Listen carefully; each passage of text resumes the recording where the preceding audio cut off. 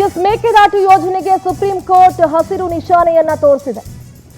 ತಮಿಳುನಾಡಿಗೆ ಮುಖಭಂಗ, ಕರ್ನಾಟಕದ ವಾದಕ್ಕೆ ಗೆಲುವು.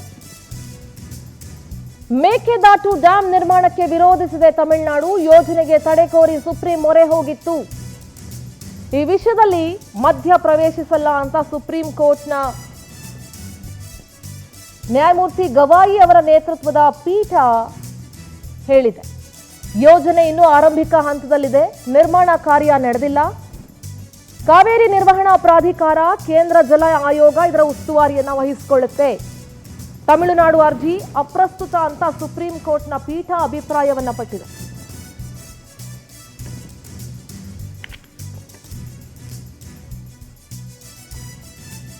ನೋಡಿ, ಡಿಕೆ ಶಿವಕುಮಾರ್ ಅವರು ಮೊಳಗಿಸಿದಂತಹ ರಣಭೇರಿಗೆ ಈಗ ಜಯ ಸಿಕ್ಕಿದೆ ಅಂತಾನೆ ಹೇಳಬೇಕು. ಕರ್ನಾಟಕ ಮೇಲುಗೈಯನ್ನ ಸಾಧಿಸಿಕೊಂಡಿದೆ ಒಂದು ವಿಚಾರದಲ್ಲಿ.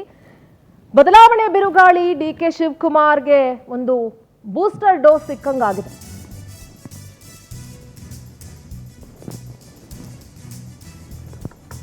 ಸುಪ್ರೀಂ ಆದೇಶದಿಂದ ರಾಜಕೀಯವಾಗಿ ಡಿಕೆಶಿ ಹೋರಾಟಕ್ಕೆ ಜಯ ಸಿಕ್ಕಂತಾಗಿದೆ. ರಾಜ್ಯ ಸಚಿವ ಸಂಪುಟ ಸಭೆಯಲ್ಲಿ ಸಿಎಂ ಡಿಸಿಎಂಗೆ ಅಭಿನಂದನೆಯನ್ನ ಸಲ್ಲಿಸಲಾಯಿತು. 2022ರಲ್ಲಿ ಮೇಕೆದಾಟು ಯೋಜನೆಗೆ ಪಾದಯಾತ್ರೆಯನ್ನ ಕೈಗೊಂಡಿದ್ರು DK Shivakumar.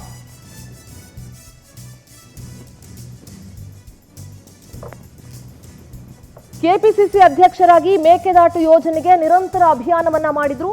DCM DK Shivakumar ಮೊಳಗಿಸಿದಂತಹ ರಣಭೇರಿಗೆ ಈಗ ಜಯ ಸಿಕ್ಕಿದೆ. 2022ರಲ್ಲಿ ಮೇಕೆದಾಟು ಯೋಜನೆಗೋಸ್ಕರ ಪಾದಯಾತ್ರೆಯನ್ನ ಕೂಡ ಕೈಗೊಳ್ಳಲಾಗಿತ್ತು. ಇವತ್ತು ನ್ಯಾಯಾಲಯ ಇದು ನಮ್ಮ ಮುಂದೆ ತೀರ್ಮಾನ ಮಾಡುವಂತ ವಿಚಾರ ಅಲ್ಲ. ಅವ್ರೇನು ನೀರನ್ನ ಬಿಡಬೇಕಾಗಿದೆ ಆ ನೀರನ್ನ ಬಿಡಲೇಬೇಕು. ಬಿಡಲಿಲ್ಲ ಅಂದ್ರೆ ಅದು ತಪ್ಪಾಗ್ತದೆ ಅಂತೇಳಿ ಮಾರ್ಗದರ್ಶನವನ್ನು ಕೂಡ ಕೊಟ್ಟು ಇವತ್ತು ಲೀಗಲ್ ಟೀಮ್ ಏನಿದೆ ನಮ್ಮ ರಾಜ್ಯಕ್ಕೆ ಅಲಾಟ್ ಆಗಿರೋಂಥ ನೀರು 177 TMC ಅವ್ರಿಗೆ ಏನು ಬಿಡಬೇಕು ಅದನ್ನು ಬಿಡಲೇಬೇಕು ಅಂತ ಮಾರ್ಗದರ್ಶನ ಕೊಟ್ಟಿದ್ದಾರೆ. ಅದಕ್ಕೆ ನಾವು ಬದ್ಧರಾಗಿದ್ದೇವೆ. ಅದಕ್ಕೆ ಯಾವ ಕಾರಣಕ್ಕೂ ನಾವು ಕೋರ್ಟಿನ ಆದೇಶವನ್ನು ನಾವು ತಿರಸ್ಕಾರ ಮಾಡುವಂಥ ಪ್ರಶ್ನೆ ಇಲ್ಲ. ಸೊ ಕರ್ನಾಟಕ ಕೂಡ ತನ್ನ ಜಾಗದಲ್ಲಿ ಏನು ಡ್ಯಾಮ್ ಮಾಡಬೇಕು ಅಂತೇಳಿ ತೀರ್ಮಾನ ಹಿಂದೆ ನಮಗೆ ಅವಕಾಶ ಇತ್ತು.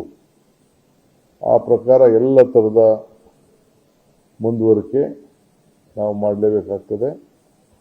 ಮತ್ತು ಏನು CWC ಮತ್ತು CWMA ಅವರು ಏನು ಅವ್ರಿಗೊಂದು ಅವಕಾಶ ಇದೆ, ಅವರೇ ಎಲ್ಲ ತೀರ್ಮಾನವನ್ನು ಮಾಡೋಂಥ ಒಂದು ಸಂದರ್ಭ, ಮಾರ್ಗದರ್ಶನ ಎಲ್ಲ ಕೂಡ ಇವತ್ತು ನ್ಯಾಯಾಲಯ ಇವತ್ತು 3 ಬೆಂಚ್ ನ್ಯಾಯಾಲಯ ಮುಗಿದಿದೆ.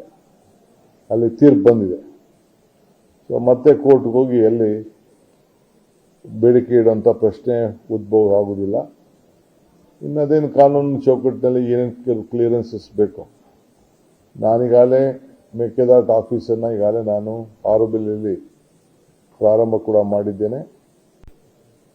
ಈಗಾಗಲೇ ತಮ್ಮ ಗಮನಕ್ಕೂ ಬಂದಿದೆ. ಇವತ್ತು ಕ್ಯಾಬಿನೆಟ್ನಲ್ಲಿ ಸಂತಸದ ವಾತಾವರಣ ಇತ್ತು.